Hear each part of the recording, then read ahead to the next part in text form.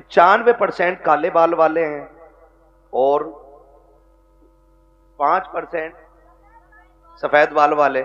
लोग कहते हैं जवान दीन से दूर हो रहा है, परसेंटेज मिला लो, देखो महफिल में जवान ज्यादा हैं कि बूढ़े ज्यादा हैं? कौन ज्यादा है? तो अब बताओ, जवान हुजूर से दूर हो रहा है कि करीब हो रहा है?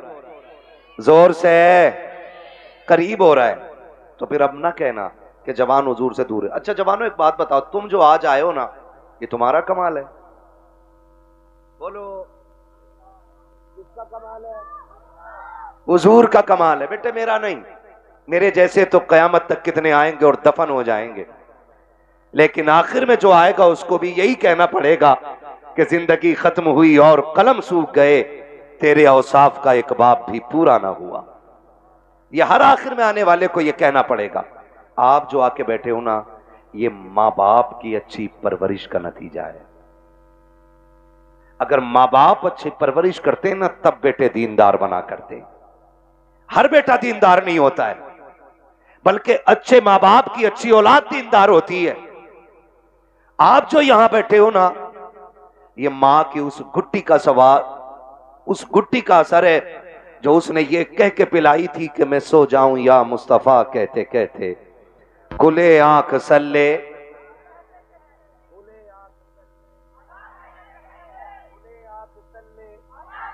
अला कहते कहते। ये उस गुट्टी का कमाल है, उस गुट्टी का कमाल है। तो 95% यहां पे नौजवान बैठे हुए हैं। यकीनन ये, जब मैं चाहता हूं कि बच्चे महफिलों में आने चाहिए, ताकि जब आने वाला कल होगा, हम कब्रिस्तान में होंगे और ये छोटे छोटे बच्चे हिंदुस्तान में होंगे, और फिर जब शहीद आजम कॉन्फ्रेंस मनाई जाएगी और कोई नजद की बदमाश औलाद आके कहेगा कि शहीद आजम कॉन्फ्रेंस करने की जरूरत क्या है, वो तो दो शहजादों की जंग थी, उनके लिए ये महफिल सजाने की जरूरत क्या है, तो बच्चे थप्पड़ मार के कहेंगे मुंह बंद कर, हम तो बचपन से करबला वाले हुसैन की महफिल सुनते चले आ रहे हैं। इसलिए बच्चों को महफिलों में लाना जरूरी है। लाएंगे इंशाअल्लाह। और चच्चा लोगों से गुजारिश है, हटाना मत बच्चों को, भगाना मत, जहां जगह मिल जाया करे वहां बैठ जाया करो। आपसे बस ये कहने के लिए मैं बैठा हूं कि दौर बड़ा नाजुक है।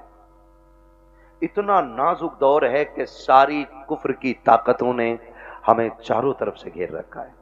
एक एक जवान मेरी बात बहुत गौर से सुने। मैं यहां चटकुले सुनाने नहीं आया, मैं यहां अखबारबाजी करने नहीं आया, चंद जरूरी बातें। हम हर तरफ से घिरे हुए हैं, सारी इस्लाम दुश्मन ताकतें इकट्ठा हो गई हैं। जिस तरीके से हमें कमजोर किया जा सकता है, किया जा रहा है। मैं अपने एक एक जुमले का जिम्मेदार हूं। नौजवानों, हमें भड़काया जाता है, हमें रोड पे लाया जाता है, हमारे जज्बात के साथ वो खेल खेला जाता है कि ये बेवकूफी करके निकले और हम इन्हें निशाना बनाएं। मेरी बात बहुत गौर से सुनिएगा।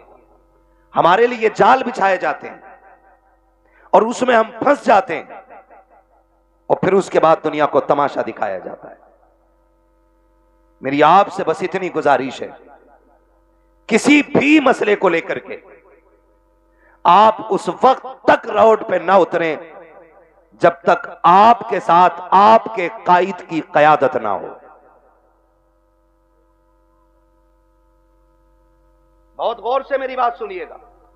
आप उस वक्त तक रोड पे ना उतरें जब तक आपके साथ आपके कायद की कयादत ना हो, जब तक आपके साथ आपका कोई रहबर ना हो, जब तक आपके साथ आपका कोई रहनुमा ना हो, वरना कुत्तों की तरह मारे जाओगे और कोई हाल और पुरसाने हाल वाला नहीं मिलता है।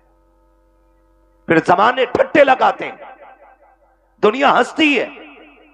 अगर कोई आके ये कहे नहीं घर में बैठना हराम है, निकलो रोड पे, तो उनके लिए कह देना इस्लाम के दामन में किसी चीज की कमी नहीं है। हाँ हाँ, सर कटाने का जज्बा अगर इस्लाम देता है तो सुलह हुदैबिया उठा करके देखो, दुश्मनों से सुलह का भी हौसला इस्लाम देता है। अपने आप को तबाह करने की जरूरत नहीं है। कितने बेटों के साथ जिंदगी से खेला गया है, कितने बच्चों की जिंदगी बर्बाद कर दी गई है। हमारा ना कोई कायद था, ना रहनुमा था, और हम बरसंगे पैर दौड़ जाते हैं। तुम्हें खुदा का वास्ता अगर निकलना हो तो पहले कायद को आवाज दो। अगर हमारा कायद आगे आ जाए तो फिर रुकने की जरूरत नहीं है, फिर ऐलान करके बता दो कि मोहम्मद से वफा, तूने तो गम तेरे है, ये जहां चीज है क्या लोहो कलम तेरे।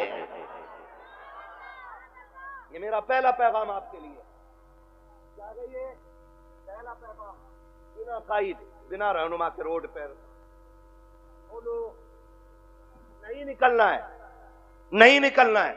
सारे लोग हमें घेरे हुए हैं, हम सारे दुश्मनों के बीच में। आप देखते हो कभी खड़े हो रामपुर दोराहे के चौक में, लोगों के पेट में दर्द होता है ना? नकाब वाली औरत या टोपी वाला मर्द हो, साइकिल के नाम पे हर गाड़ी रोकी जाती है।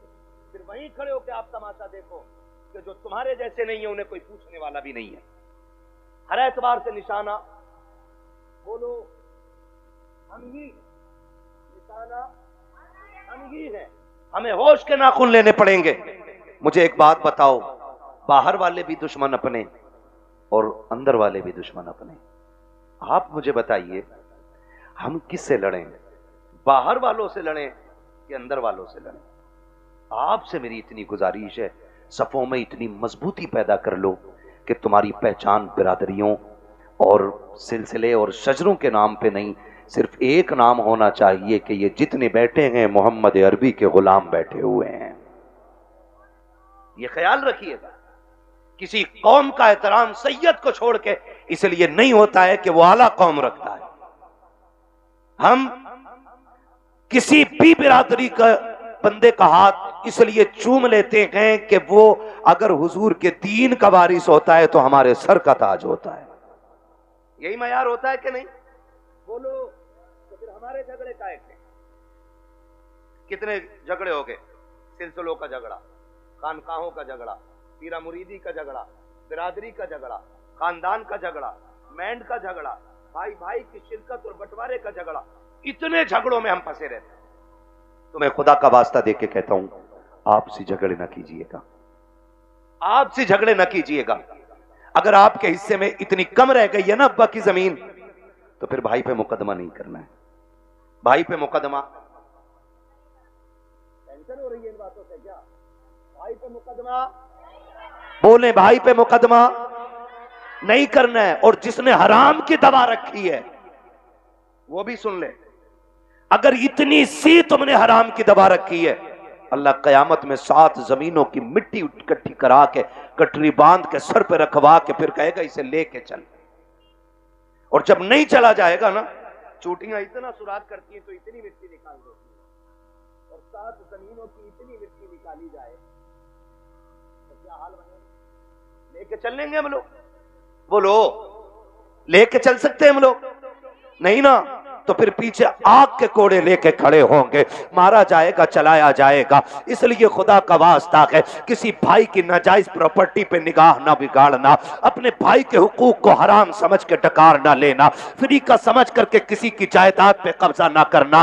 वरना याद रखिएगा, भाई तो तुम्हें नजरअंदाज कर सकता है, भाई हो सकता है तुमसे कमजोर हो या शरीफ हो, तुम्हारा मुकाबला ना कर सके, लेकिन जब अल्लाह की अदालत लगेगी और जब मीजान पे अमल तोले जाएंगे, बड़े बड़ों के माथों पे पसीना आएगा, कोई बचाने वाला नसीब नहीं होगा। अगर ये चाहते हो कयामत में सुरखरू हो जाओ तो हक खा के न मरना, हक दे के मरना, ताकि तुम हक दे के जाओ तो कब्र में कोई अजान ना भी पड़े, फिर भी खुदा की रहमतें तुम्हारी कब्रों में उजाला करना शुरू कर। बाबा नारे तकबीर, नारे रिसालत, बस लगे आला हजरत हजरत अल्लामा मुफ्ती हम्माद रज़ा साई किबला मुरादाबादी, हुजूर आसन मियां साई किबला जिंदाबाद जिंदाबाद। करेंगे इंशाअल्लाह, वादा करते हैं इंशाअल्लाह। मैं इन बच्चों से कहूंगा, मेरे बच्चे अगर गुर्बत आ जाए, मैं उन बड़ों बड़ों से क्या बात करूं जो सुनने तैयार ना हो। मैं बच्चों को समझा रहा हूं, बेटे अगर गुर्बत आ जाए और इतने फाके हो जाए कि भूख का नंबर आ जाए, मैं कहता हूं मर जाना किसी का छीन के चुरा के हराम का नहीं खाना। क्यों? जिस तरह गलत दवा से फसल खराब हो जाती है, उसी तरह हराम की रोजी से नस्ल खराब हो जाती है। नहीं खाएंगे ना इंशाअल्लाह। अगर तुम्हें रास्ते में गिरी पड़ी चीज भी मिले ना, मस्जिद के इमाम को जाके दे दो कि यह हमें राह में मिली थी। ये किरदार पैदा करो और फिर तुम वो दौर देखोगे कि तुम सजदे करोगे, अर्शों से खुदा रिज़्क़ों के फैसले करने लग जाएगा। तंगियां यहां हो गई है, यहां तंगियां यहां पे हो गई है। मसला यहीं पे, पूरा खेत 12 बीघे का घुसेगा जाके मेड़ में, ऐसे ही पूरे देगा। अब तो ऐसी मेड़ काट रहा जी, पता ही नहीं चलता ये कटी किधर से है? पता ना कहां से मिट्टी निकाले, पानी देवे मेड़ इतनी। हाँ, और मेड़ ऐसी कर दी ऐसे। क्यों? इसका दाव लगा इसने गिरा ली, उसका दाव लगा उसने गिरा ली, मेड़ ही टेढ़ी कर ली। ये कंडीशन है हमारी। ये मुझे बताओ, बरकत मेंढ से होती है कि खुदा के करम से?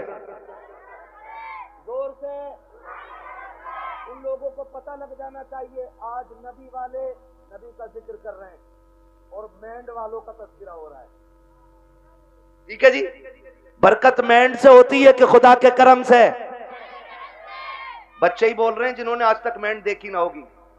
जो फावड़ा मारे बैठा वो कतई बोलने तैयार नहीं। सोच रहा मुझे ही कह रिया दिखे और इस कमेटी वालों ने कहीं नाम ना बता दिया हो। ये कंडीशन है हमारी। बरकत काहे से होती है? बड़े बड़े बोले, बरकत किस चीज से होती है? रज़्ज़ाक़ कौन है? बोलो, क्या बात है, सलामत हो। रज़्ज़ाक़ कौन है? इतनी जोर से पुकारो के आवाज अर्शों तक चली जाए। रज़्ज़ाक़ कौन है? रोजी देने वाला कौन? रोजी देने वाला कौन? जिंदगी का मालिक कौन?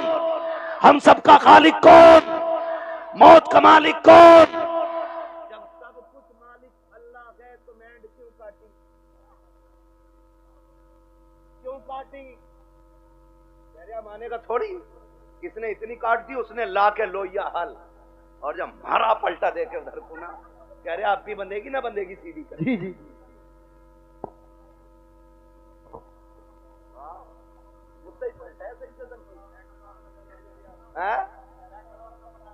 ट्रैक्टर वाला नाम दे रहा। सुन भाई कलुआ, गुरु गुड्डू, ट्रैक्टर सही से चलाया कर। क्या रुपए बीघा ले रहे हैं आजकल जुताई में? जल्दी से 300 रुपए बीघा ले रहा है। 300 रुपए बीघा के चक्कर में, प्रधान को खुश करने के चक्कर में दूसरे की मेंढ ना काटना, वरना जिस दिन अल्लाह मौत का जेवर तेरे गले में लटकाएगा और तुझे कफन पहना करके कब्रिस्तान लाया जाएगा, दुनिया की रस्मों की तरह तेरा बेटा भी कब्र पे खड़ा होगा और खड़े होकर के कहेगा मेरे अब्बा पे किसी का हक हो तो माफ कर देना। तेरे बेटे के चीखने से अब तेरी डायरी दोबारा खुलने वाली नहीं है। जब तेरा बेटा तेरी खता की माफी मांगेगा, गैब से नकीब आवाज दे के कहेगा इसका भी हिसाब किताब का रजिस्टर बंद हो चुका है, अब तेरी माफी की जरूरत नहीं है। इसका इंतजार कब्र को था कि लोगों की जमीनें काटता रहा, आने तो दे, अब इसको मैं देखूंगा और ये मुझे देखेगा। और जब खुदा का हिसाब आएगा, कब्र में जब लट चलेगा, अल्लाह इतना मारेगा कि बचाने वाला नसीब नहीं होगा। 300 रुपए के लालच में किसी की जमीन काट के ना जा, बल्कि गरीब का भला करके चला जा, यहाँ भी तेरा भला रखेगा, जाने के बाद कब्र में भी तेरा भला होता। नारे तकबीर, नारे रिसालत, मसलके आला हज़रत ख्वाजा का हिंदुस्तान, मिर्जापुर का सुन्नी मुसलमान, नारे हैदरी जिंदाबाद करेंगे इंशाअल्लाह। और सुनो, छीन के खाने से बरकत नहीं होती, आगे का उठा के लौटाने से बरकत हुआ करती है। आगे का उठा के देने में बरकत है। और याद रखिएगा, अल्लाह बड़ा करीम है, अल्लाह बड़ा करीम है। सखियों की अगर बात हो और अली के घर का तज़किरा ना हो तो बात अधूरी रह जाती है। वो कहा था ना किसी ने, ये चक्की फातिमा की चल रही है, जमाना जितना लंगर खा रहा है। समझ रही, कौन लोग हैं? ये वो लोग हैं जिनके घर में खुद 7-7 दिन के फुके होते थे। आज दुनिया उनके नाम का लंगर खा रही है, जिनके अपने बेटे गिरवी रखे गए, लेकिन आज दुनिया उनके घर की खैरात खा रही है। लेकिन तारीख में खुदा की कसम एक लम्हा ऐसा नहीं मिलता कि जिस लम्हे में कोई खातून जन्नत के दरवाजे पे मांगने आया हो और खाली चला गया हो। वाह बाबा, जिंदाबाद। खाली चला गया है ना, कोई लम्हा ऐसा नहीं मिलता है कि कोई आया हो और खाली चला गया। माफ कीजिएगा, पहले का दौर बड़ा अच्छा था। पहले कहते थे मेहमान आएगा तब खाएंगे, और आज दस्तरखान बिछा हुआ, आगे फूफा कह रहा लल्ली ले उठाइए बाद में खाऊंगा, पहले फूफा से निपट लूं। जी जी। हाँ, बिछा बिछाया दस्तरखान हम उठवा देते, बिछा बिछाया दस्तरखान। मेरा नबी है, हुजूर की बारगाह में परदेसी आया है कोई, जी जी। तवज्जो है सारे लोगों की। ये पानी है, पानी है, ये नई चीज नहीं है ना, तवज्जो है आप लोगों की मेरी तरफ। बस सुने बहुत गौर से। हुजूर की बारगाह में ना परदेसी आया, उसने आके कहा या रसूलल्लाह बड़ा भूखा हूं, खाना खिला दीजिए। बहुत गौर से एक एक बंदा मेरी बात सुने। भूखा हूं, खाना खिला दीजिए। मेरा नबी मिंबर पे, हुजूर उठ के खड़े हुए, है कोई जो मेरे मेहमान को खाना खिला दे? 300 से ज्यादा सहाबा मस्जिद में, 300 से ज्यादा, और आका कह रहे हैं है कोई जो खिला दे? कोई नहीं उठा। फिर आका ने कहा है कोई जो मेरे मेहमान को खाना खिला दे? फिर कोई नहीं उठा। जब तीसरी बार कहा कि है कोई जो मेरे मेहमान को खाना खिला दे, हजरत सलमान फारसी उठ के खड़े हो गए, या रसूल अल्लाह, आका ऐसा नहीं है कि इनके पास है और खिलाना नहीं चाह रहे। सरकार जितने मस्जिद में बैठे हुए ना आज सबके फाके, मगर हुजूर इजाजत दें तो मैं एक ऐसा घर जानता हूं जिस घर से कोई खाली नहीं लौटा है। अगर आप कहें तो मेहमान को मैं ले जाऊं। हुजूर ने सलमान फारसी का मुंह देखा, मुस्कुरा दिए, समझ गए वो घर किसी और का नहीं, मेरी बेटी फातिमा जहरा ही का होगा। हुजूर ने फरमाया ठीक है ले जाओ। हजरत सलमान फारसी आए, सैयद कायनात का दरवाजा खटखटाया, मंदक्कल बाप, दरवाजा किसने बजाया है? आवाज आई सलमान फारसी, चचा कैसे आना हुआ? का एक मेहमान आया है और भूखा है, किसी के पास इतना नहीं कि कोई खिला दे उसे। सैयदा तुम्हारी चौखट से कोई खाली नहीं गया है। अंदर से आवाज आई, चचा मेहमान को थोड़ा साइड कर दो ताकि घर का राज न खुलने पाए, दूर कर दो। आपने मेहमान को थोड़ा दूर किया। सैयदा ने दरवाजा खोला, का चचा जब झांक के देखो ना, मेरे दोनों शहजादे भूखे जमीन पे सोए हुए हैं। आज मेरे घर का फाका 2 दिन हो गया है, कुछ होता तो मैं अपने बच्चों को भी खिलाती। सलमान फारसी की गर्दन झुकी, वापस जाने लगे। जैसी वापस पलटे, कहा चचा जरा ठहरिए तो सही। कहा क्या बात चचा, उदास क्यों हो? कहा उदासी की बात यह है आज नबी के शहर में कोई मेहमान भूखा सो जाएगा, इतना सुना खातून जन्नत कहती हूं, ठहरे ना चचा अभी आती हो। अंदर तशरीफ लेकर के गई। आपके जहेज में जो आपको 17 पैबंदों वाली चादर मेरे मुस्तफा ने अता की थी, उस चादर को समेट करके ला करके कहा था चचा ये लीजिएगा और जाइए, यहूदी है शमोन नाम का, उसके दरवाजे पे ले जाइएगा, उसको दे करके इसके बदले में जो खरीद लाइएगा। हजरत सलमान फारसी ने चादर ली है, रोते हुए यहूदी के दरवाजे पर गए हैं, मेहमान भी साथ साथ जा रहा है। जब शमून के दरवाजे पे गए, उसने चादर हाथ में ली है और उसकी खुशबू सूंघ के कहता है ये चादर किससे लेके आए हो? इसकी खुशबू बता रही है ये किसी जन्नती खातून के सर की चादर उतर के आई। जिंदाबाद जिंदाबाद। किसकी चादर है ये? हजरत सलमान फारसी फूट के रोने लगे, कहने लगे ये उस घर की चादर है कि जिस घर की चौखट पे बेइजाजत जिब्रील भी नहीं आया करते हैं। उसने चादर को खोला, कहा किसकी चादर है? का ये खातून जन्नत नबी की शहजादी की चादर है। उसने इतना सुना और अपनी उस चादर को सीने से लगाया, कहा ठहरो ठहरो ठहरो। उसने चादर को रखा एक तरफ, आटा दिया, जो दिए, खाने पीने का सामान दिया, साथ चादर भी दे के कहने लगा इसे भी लेके चले जाओ। आपने चादर भी ली, सामान भी लिया। जब वापस आने लगे गए, पीछे से शमून भी दौड़ा गए। उसने दौड़ते दौड़ते कहा था खाली चादर लेके जा रहे हो, मुझे भी बदले में कुछ दे के चले जाओ। कहा तुझे क्या चाहिए? कहा मेरी किताबों ने बताया है कि जो आखिरी पैगंबर होंगे उनके घराने की शान ये होगी कि दरवाजे पे भूखा आएगा तो खाली नहीं लौटाया जाएगा, वो अपने घर के सामान बेच देंगे लेकिन आने वाले की जरूरत पूरी करेंगे। उसने कहा था मैं समझ गया जिसकी बेटी का किरदार ऐसा है वो नबी की अज़मतों के साथ दुनिया में आया हो। वाह बाबा, सुभान अल्लाह, सुभान अल्लाह। अल्लाह हू अकबर। ये तारीख रही है, ये तारीख रही है। खातून जन्नत ने दिया। अब वो मेहमान भी देख रहा है, वो मेहमान भी देख रहा है, मेहमान भी देख रहा है। भाई जब उनके गदा भर देते हैं शाहान जमाना की झोली, मोहताज का जब ये आलम है मुख्तार का आलम क्या होगा। आज हमारे दस्तरखान बड़े तंग हो गए, तंग हो गए दस्तरखान। माफ कीजिएगा, रोटी खाने बैठा है कुत्ता आ जाए कह रहा लल्ली डंडा मार, और करवट में हो तो रोटी छोड़ के खुद ही मारता, फिर कह रहा बिस्मिल्लाह वाला बरकतिल्लाह। सुन और गौर से सुन, कुत्तों की अपनी खेती नहीं होती, कुत्तों का अपना बिजनेस नहीं होता है। खुदा जिसके दरवाजे पे किसी को भेजता है ना तो वह इसीलिए भेजता है कि उसको इस लायक बनाया है उसने, सुभान अल्लाह, सुभान। उसको इस लायक बनाया है उसने, इसलिए आपके दरवाजे पे भेजा गया है। कुत्ते दरवाजे पे आ जाएं तो मारा ना करो, क्या चला जाएगा, आधी रोटी उठा के डाल दे, तेरी आधी रोटी से गुर्बत तो नहीं आ जाएगी, लेकिन कुत्ता आधी रोटी पे कनात कर लेगा, आधी रोटी खा के वो सब्र से बैठ जाएगा। उसको लाठी डंडे से ना मारिए। अगर मेहमान ना आ सके तो जानवरों को खिलाया करो, कुत्ते भी ना आ सके तो परिंदों को खिलाया करो, वो भी ना हो सके तो चूटियों को खिलाया करो, इसलिए कि जो तुम खाते हो वो गंदगी बनता है और जो रब की मखलूक खाती है वो दुआएं बन के अर्शों से टकराती है, और जब दुआएं जाकर के अल्लाह के अर्श से टकराती है तो एक का रिस्क नहीं बल्कि अल्लाह 7 पुश्तों के रिस्क का इंतजाम फरमा दिया कर। सुभान अल्लाह, सुभान अल्लाह। और ये सबसे बड़ा वजीफा है, ये सबसे बड़ा वजीफा है। जान रहे हो, बारात लेके जा रहा है ना, बारात, बारात कितनी चलनी बारात में है?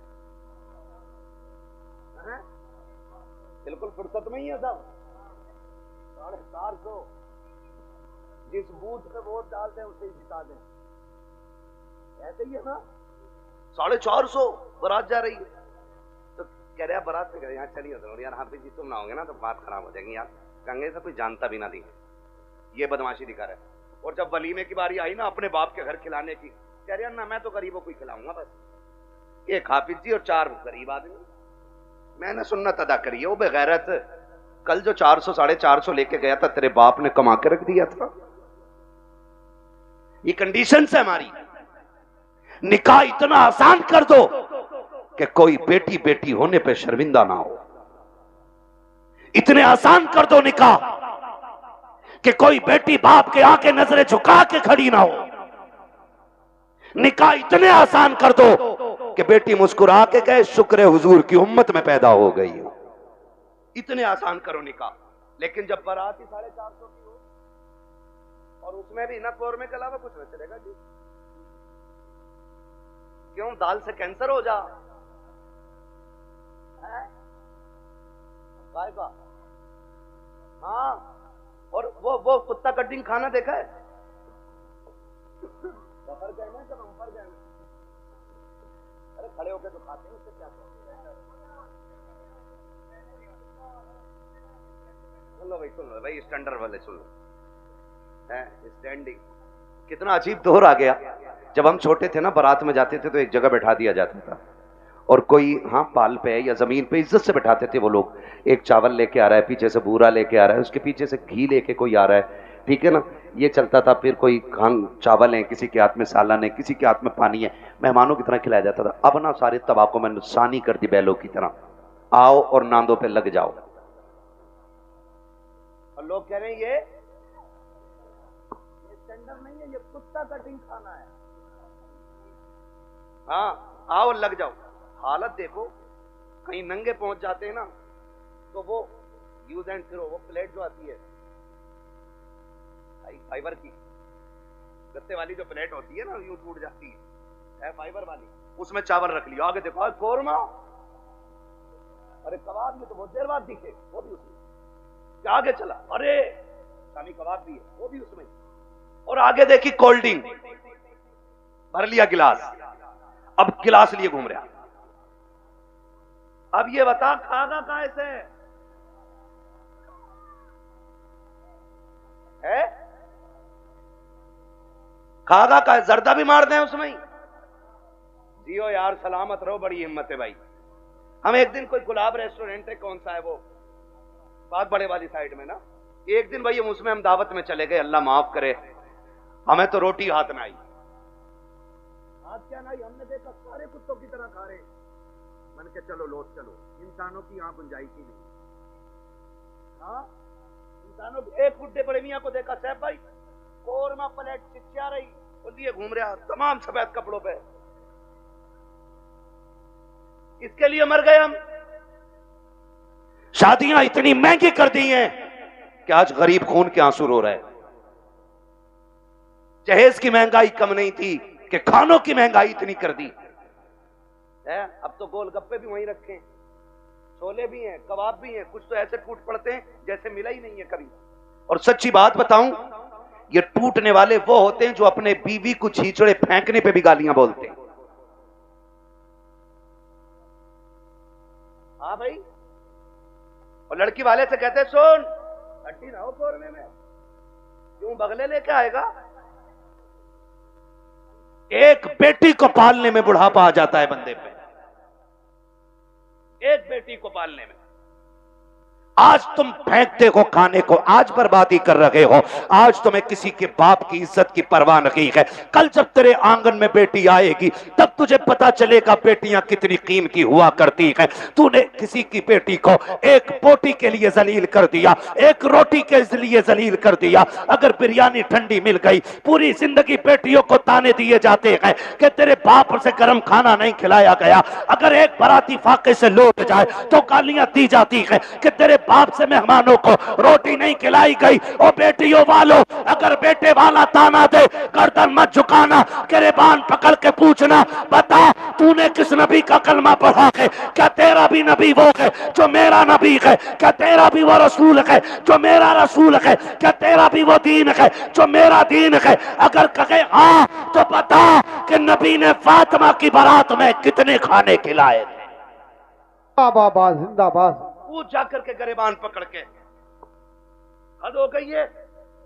जिसका बस नहीं चलता बेटी के बाप पे दबाना शुरू कर देता। निकलो इन चीजों से, निकाह आसान कर दो ताकि बेटियां मुर्तद ना हो। बेटियां मुर्तद ना हो। जिसकी भाग जाती है वो कहता जी मेरा उससे मतलब ही नहीं। और पहले अगर किसी लड़के ने, किसी बंदे ने उसकी बेटी को किसी गैर के साथ किसी होटल में या किसी कैफे में देख लिया और बता दिया तुम्हारी बेटी फला जगह देखी, कह रहे हो उड़ा रहे हो, मेरी बेटी को उड़ा रहे हो। खून के आंसू रोना पड़ रहा है आज, खून के आंसू। एआई पे जाके पता करो 2021 से अब तक कितनी लड़कियां गायब हुई हैं। 13 लाख लड़कियों का आंकड़ा दे रहा है आज।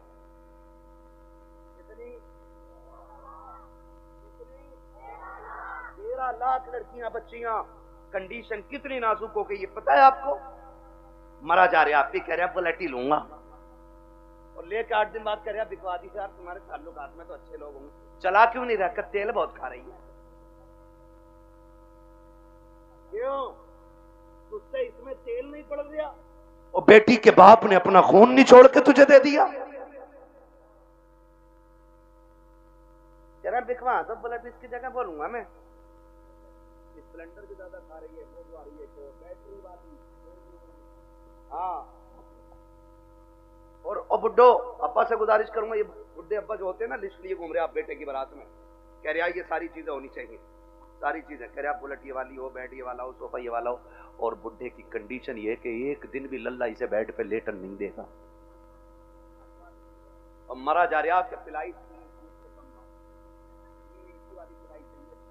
और फिर कह रहा देखो शहद जो खा रहे ना उनसे कह रहा यार हल्का है भारी है भाई, ऐसा लग रहा है इसके बाप ने बनवा के रख दिया है। हल्का है भारी, निकलो यार इन चीजों से कब तक। बताओ मुझे एक बात बताओ, बेड घुनेगा कि नहीं? गाड़ी खराब होगी कि नहीं? बोलो, जहेज खत्म होगा कि नहीं? तो फिर ऐसी चीज के लिए क्या मरना जो खत्म होने वाली चीज है। और बेटियों से भी गुजारिश करूंगा, ये जो मुखिया की बेटी को देख के अपने अब्बा से कह रही, अब्बा 12 फीट वाला ही फर्नीचर बनवाइयो मेरे कमरे में भी। बेटियों से मेरी गुजारिश है, कभी अपने बाप से फरमाइश ना करना। और लड़कों से गुजारिश है, जो बाप से दगा करके तुमसे शादी करे उससे कभी निकाह ना करना। इसलिए कि जो बाप को छोड़ सकती है जहर देके वो तुझे भी मार सकती है। ये याद रखना। 1.5 घंटा हजरत नाली पे बैठ के फोन पे बात करके कह रहे, अब्बा जैसी मैंने देखी है तुम 7 साल में नहीं देख पाओगे। ये कंडीशन है हमारी। आप अंदाजा लगाइए ना मेरी बात जो मैं कह रहा हूं। इमाम साहब फजर में 2 रुकू पढ़ दे 1 रकात में, कह रहा लो कल से आना ही ना हमें भी। कह रहा टांगे पत्ती आ गई, 2 रुकू में टांगे पत्ती आ जाती हैं। और 1.5 घंटा नाली पे खड़े होकर मच्छर काट रहे, डेंगू बन गया, खून ही नहीं हट रहा कान पे से। ये आशिक नहीं होते हैं, ये मलेरिया की औलाद लवेरिया होते हैं।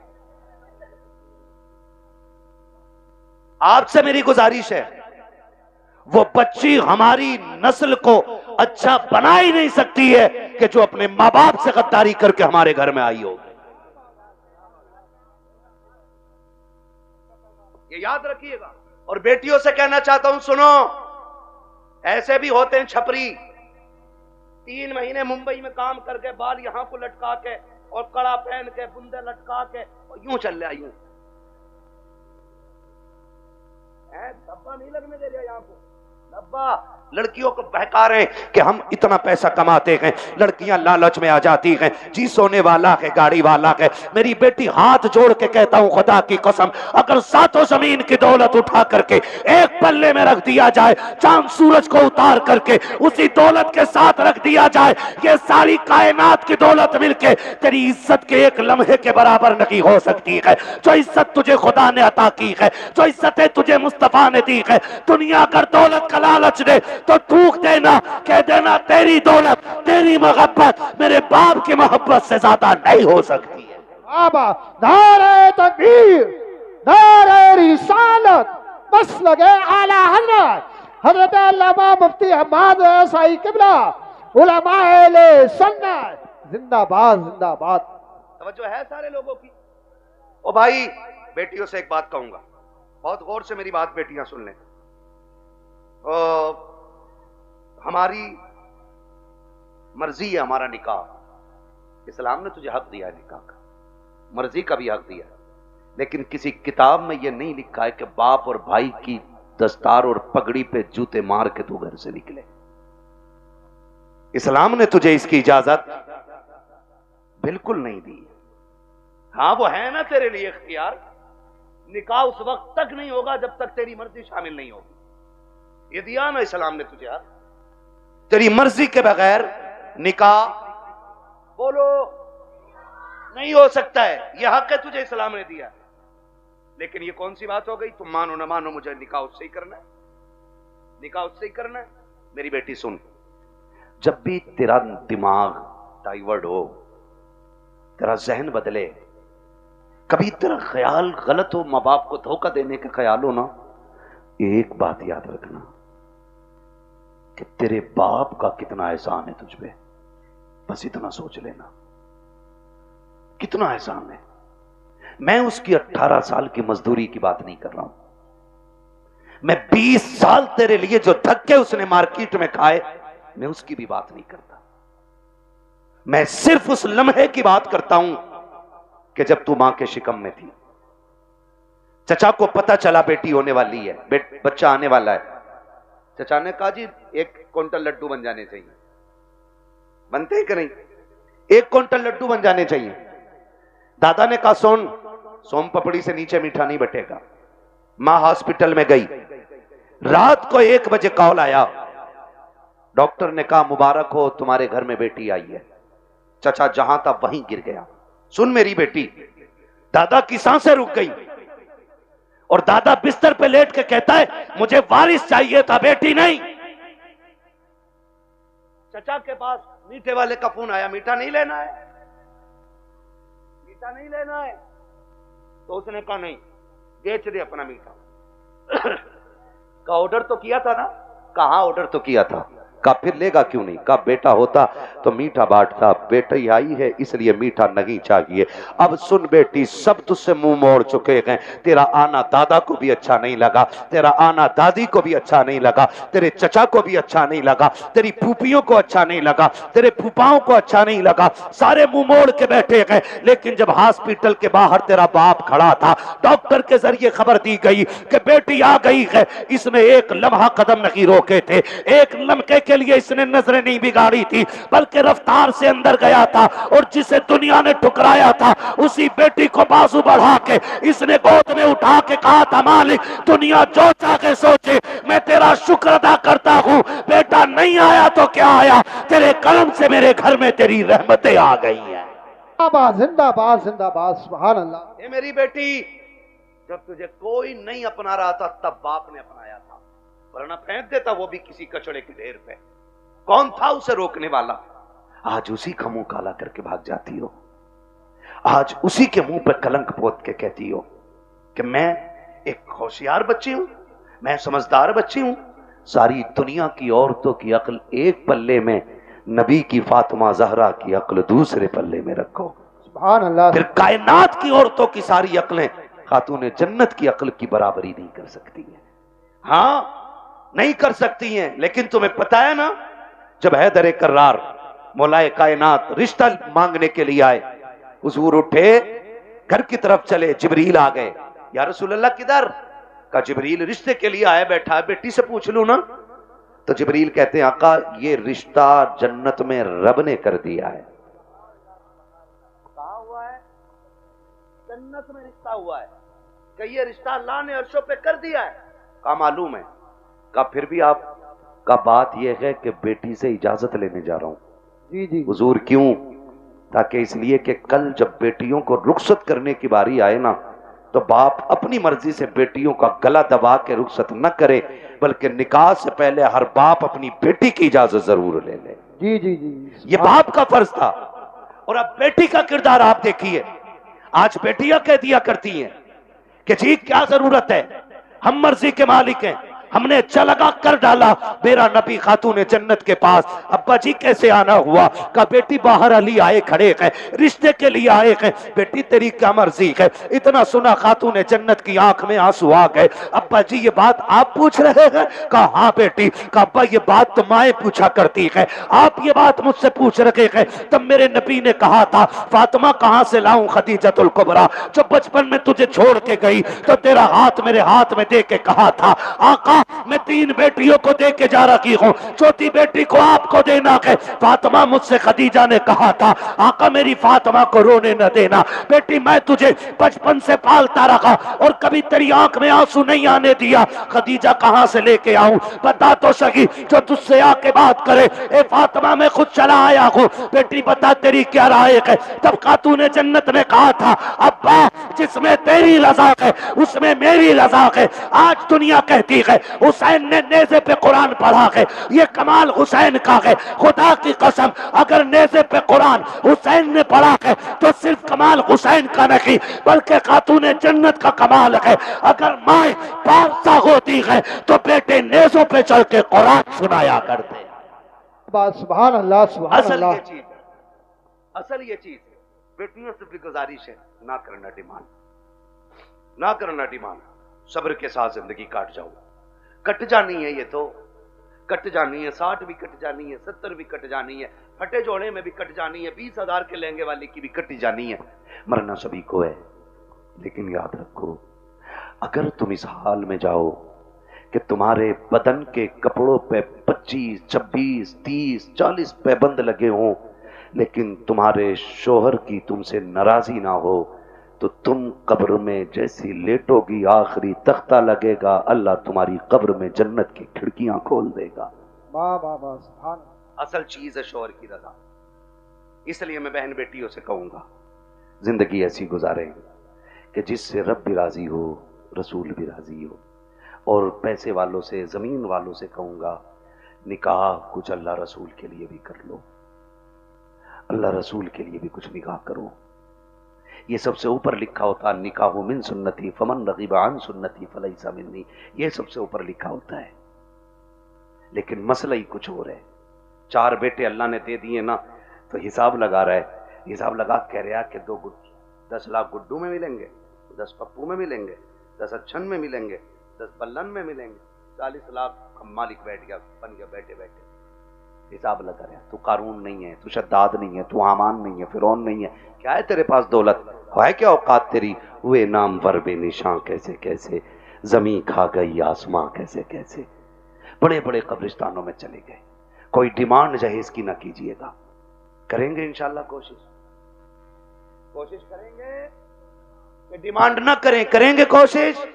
अच्छा, कितने नौजवान हैं जो हाथ उठा के वादा करें कि हम बिना मांगे निकाह करेंगे? सलामत रहें माशाअल्लाह, बगैर मांगे।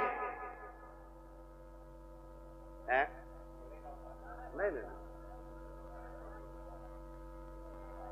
क्या बात है, सलामत रहे मेरे लाल। अल्लाह इन बच्चों की जवानियां अच्छी करे। खुदा करे कि ये बच्चे वो दिन देखें, ये दूल्हा बने हो और इनके सेहरों पे बातें मदीने वाले मुस्तफा की हो रही हो।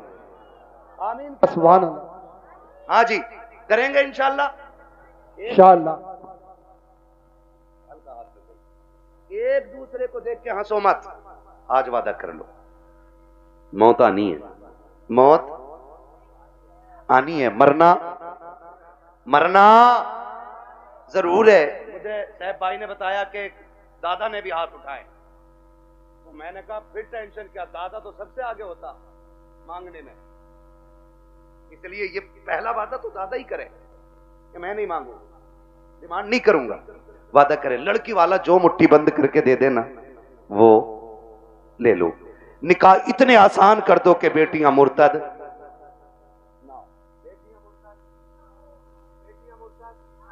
और आपसे एक गुजारिश है, मैं उन बाप भाइयों को सबसे बेगैरत मानता हूं जो बेटियों की कमाई खाते हैं। बुरा लगेगा, कड़वा भी बहुत है। वरना मुझे एक बात बताइए, ये जो ऑफिसों में हमारी बच्चियां जा रही हैं, इनकी सैलरी 6,000, 7,000, 12,000, 15,000 है, और अभी आईफोन 17 प्रो मैक्स बड़े बड़े कमाने वालों ने नहीं खरीदा है। ये 15,000 की सैलरी में ऑफिस में जाने वाली पे कहां से आ गया? कहां से आ गया ये, जिसके 7,000 किराए में उठ जाते और 12,000 का खाना खा जाती है घर पे। ये 1.5 लाख, 1,80,000 का फोन कहां से आया है? कोई पूछने वाला? कह रहा हमारी लल्ली पर सबसे बड़ा फोन है। देख तेरी लल्ली इतना बड़ा कदम उठागी कि तुझसे बड़ा कमीना कोई नहीं बचेगा गांव में। हद हो गई भाई, बेटियों को ऑफिसों में भेजा जा रहा है। कुरान कहता है रिजालु कव्वामून अलन निसा, वो इसलिए नहीं कह रहा है कि तुम उन्हें जूतियों पे रखो, वो इसलिए नहीं कहा है कि तुम उन्हें लाठी के नीचे रखो।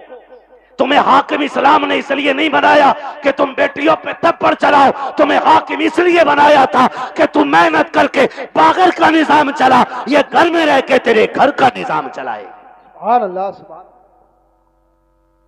इसलिए बेगैरत ना बनो, गैरत वाले बनो। जितनी बेटियां 95% मुर्तद हो रही हैं, वो सिर्फ ऑफिस की वजह से हो रही है। ऑफिस की वजह से मैं बीबीएस बनाऊंगा, लड़की को बीए कर रही है, डिग्री कराऊंगा। ऐसी डिग्री पे लानत जो दुनिया में जिल्लत का सबब बने और आखिरत में अजाब का सबब बने। आप भी जब रिश्ता करने जाया करो ना, तो डिग्री देखो ना देखो, रब का कुरान देखा करो। क्या नाम है इस्लाम मिर्जापुर?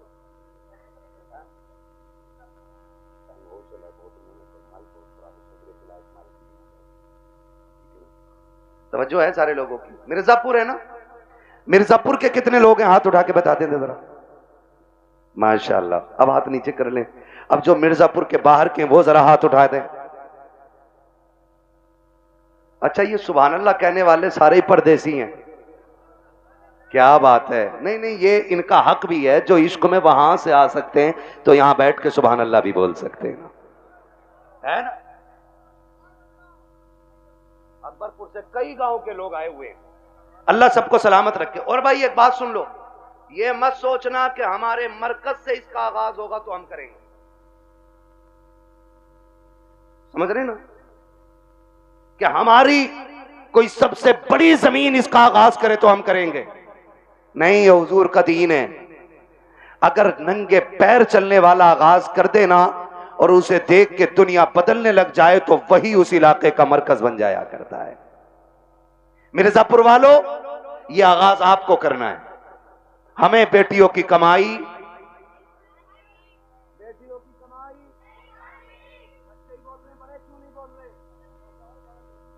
बच्चियों की कमाई, बेटियों की कमाई, बेटियों की कमाई, अपनी बेटियों की इज्जत भी बचाएंगे और अपने गांव का दीन ईमान भी बचाएंगे इंशाअल्लाह।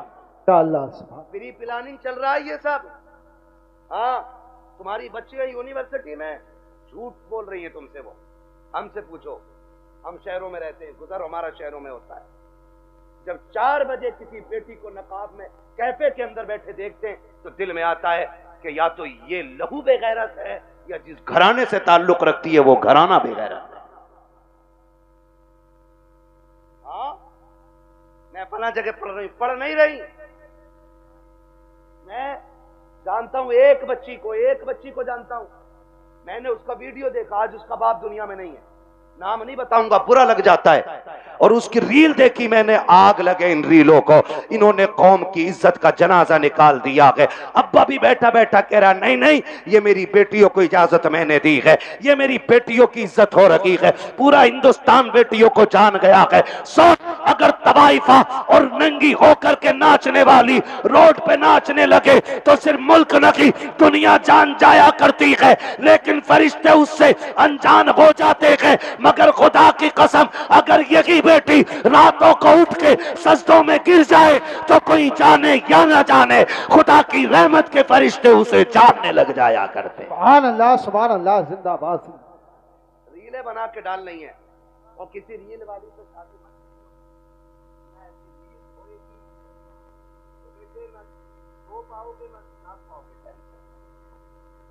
हाँ, खुदा आपको तौफीक दे, बदलेंगे इंशाल्लाह रवैये। बच्चियों को दीन दीजिएगा, बच्चियों को शरीयत सिखाइएगा, हुजूर का इश्क बच्चियों को सिखाइएगा। बच्चियों को बताओ, तू कनीज़े फातिमा ज़हरा है, तुझे रब ने वो इज्जतें अता की हैं कि जो इज्जतें किसी कौम ने अपनी कौम की बच्ची को अदा नहीं की हैं। अल्लाह ने बड़ी इज्जतें अता फरमाई हैं। इसलिए मैं हर बेटी से कहना चाहूंगा, खुदारा पर्दे का खास ख्याल रखें। बेटों से कहना चाहूंगा, आप शराब के नशे से निकलो, आप मोबाइल के नशे से निकलो। आप 3 बजे तक मोबाइल चलाते हो, फिर जब सोते हो ना तब तक तुम्हारे घर की बच्चियों की नींद पूरी हो चुकी होती है, फिर तुम्हारे ही फोन से चैटिंग और चीटिंग होती है, फिर वही बहन बेटियां तुम्हारे मुंह पे कालिक पहुंच जाया करती हैं। इसलिए जागो, अपना घर भी बचाओ, अपना शहर भी बचाओ, अपना दीन भी बचाओ, अपना ईमान भी बचाओ। अब ये लाजिम हो गया, हर एक को जागना पड़ेगा। प्री प्लानिंग कह रहा, जो एक मुस्लिम लड़की से ब्याह कर ले उसे हमारी संस्था 5 लाख दे। फिर कोई बेटी रोड पे मिलती है मरी हुई है। मुरादाबाद की न्यूज नहीं चल रही है, मुरादाबाद की न्यूज, नाम नहीं लूंगा, लोगों के पित्ते कलेजे फट जाते हैं, गैरत नहीं आती है। आंख तब नहीं खुलती जब खुलनी चाहिए थी, और जब सब लुट गया तो फिर कह रहे हाय मेरी बच्ची को वो ले गई थी बुलाते, वो ले गई थी बुलाते, और तुम क्या मर गए थे? जब तुम्हारी बेटी सहेली के साथ निकली तो तुम्हारी आंखें फूट गई थी। क्या तुम्हें नहीं पता कि बेटियों को निकलने में देर है, परिंदों को कपड़े नोचने में कोई देर नहीं लगती है? आंखें खोल के बैठो। और बेटियों से कहना चाहूंगा, सबसे ज्यादा भरोसा अगर करना है तो अपने बाप पे कीजिएगा, उसके अलावा किसी के बाप पे मत कीजिएगा। खुद पे डिपेंड रहिए, अपनी इज्जत की हिफाजत खुद कीजिए।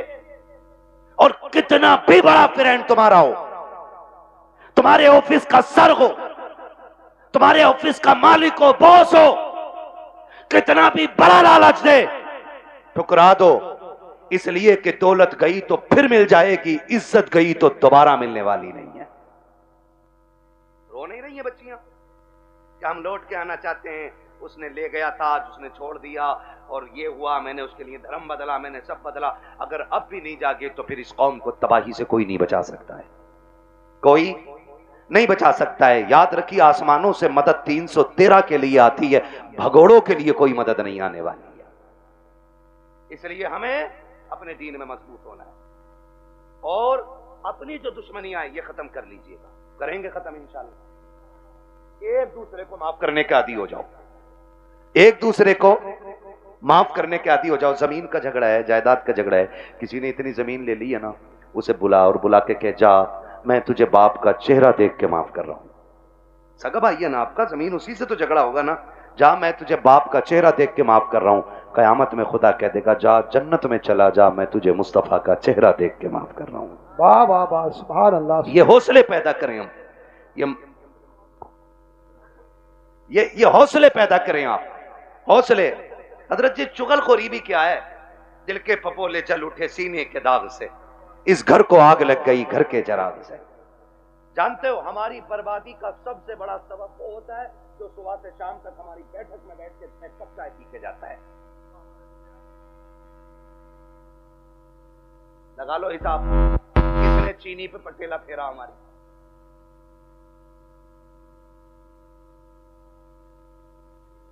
चलो इंशाल्लाह मैं बदूंगा शरीर, ठीक है ना, मेरी बात सुन रहे?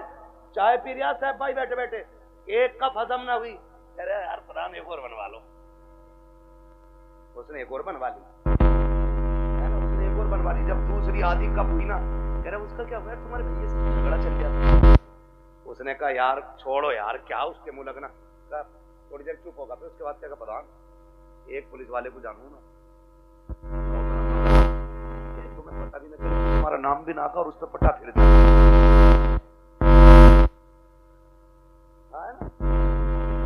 माशाअल्लाह कारी मोहम्मद अली साहब आ गए। मैं सोचा था खाली इन्होंने दावत ही दी है और आएंगे नहीं। ये हमारे साथी भी है माशाअल्लाह, बचपन में जब हम मदरसे में पढ़ते थे ये तब के साथी हैं, और आज तो एक बड़ी दरसगाह में अच्छे मुदर्रिस भी हैं और मस्जिद के इमाम भी हैं माशाअल्लाह। बड़ी दूर से आए हैं, मोहब्बत है शायद इनको इन लोगों से। मेरी तो आपसे पहली मुलाकात है, मैं तो कह ही नहीं सकता, ये मोहब्बत तो जाने के बाद बताऊंगा ना, मुझे अच्छे लगे कि खराब लगे। झूठ बोलने से क्या फायदा कि आपकी मोहब्बत में आई, मोहब्बत नहीं आपकी दावत लाई है, मोहब्बत तो बाद में बताऊंगा। है ना तवज्जो सारे लोगों की? मैं क्या कह रहा हूं, ये चाय पीता है सुबह से शाम तक, वो लड़ा भी देता है, और जब लठ चल जाता ना, कह रहा हो बड़ा बुरा,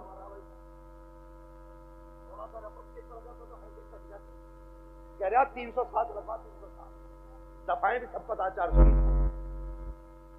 इधर की उधर लगा रहे हैं, बेड़े गरक हो गए। अगर कोई आपकी बैठक पे बैठ के आपकी चाय पी के आपके भाई के खिलाफ बोले, फिर उसे चाय नहीं उसे धक्का दे दो, और उससे कह शुक्र है चाय पी है, वरना तुझे तो जहर पिला देना, तुझे जहर पिला देना चाहिए था, क्योंकि तू हमारे बीच ना इत्तिफाकियां पैदा कर रहा है। पता नहीं लोगों को क्या मिलता है, चौक में खड़े हैं, ठलुए खड़े हैं, कह रहा तुम्हें पता है, कहा क्या, कहा उनकी भी तो नाक कट गई, कहा कैसे कट गई, कहा उन्होंने ये गलती कर दी है। ओ भाई, दूसरे के गिरेबान में झांकने वालों, कभी अपने गिरेबान में भी झांक लिया करो। दूसरों में ऐब निकालने वालों, कभी अपने घरे के मैल को भी देख लिया करो। दूसरों को जलील करने वालों, तुम कान खोल के सुन लो, अल्लाह जिसे इज्जतें देता है उसे कोई जलील नहीं कर सकता है, और जिसे खुदा जलील करते उसे कोई इज्जत नहीं दे सकता। बाबा नारे तकबीर, नारे रिसालत, बस लगे आला हजरत जिंदाबाद।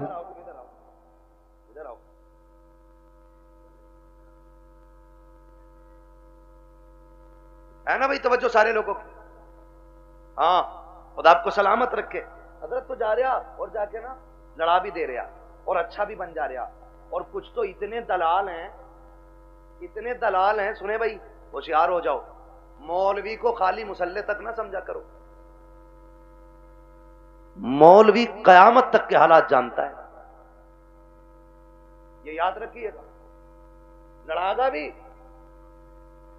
और फिर थाने में रबट भी खुद करवागा, और फिर पैसे लेके फैसला भी खुद करा दे, और फिर नेता का नेता बन जा।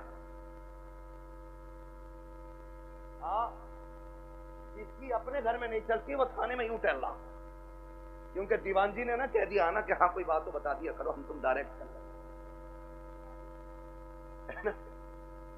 सबसे अच्छा नेता वो है जो गांव के झगड़े बाहर न जाने दे, जो घर के झगड़े बाहर न निकलने दे, भाइयों के इख्तलाफात को बैठा करके इस प्यार से निपटा दे कि लाठी भी न टूटे और सांप भी मर जाए।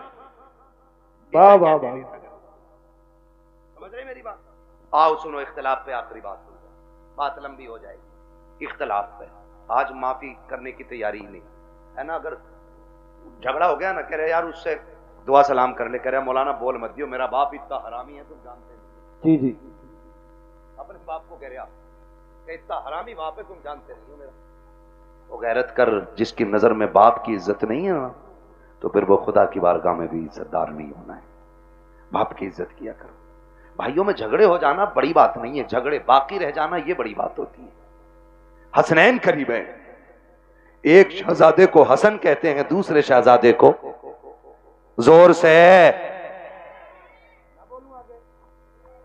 जब बोलना है तो फिर बोलो ना। एक को हसन कहते हैं, दूसरे को हाँ, ये जन्नती जवानों के सरदार हैं, है ना। हसन भी बेमिसाल है और हसन भी बेमिसाल है और इतनी अजमतों के मालिक हैं कि मां खातून जन्नत, बोलो सुभान अल्लाह।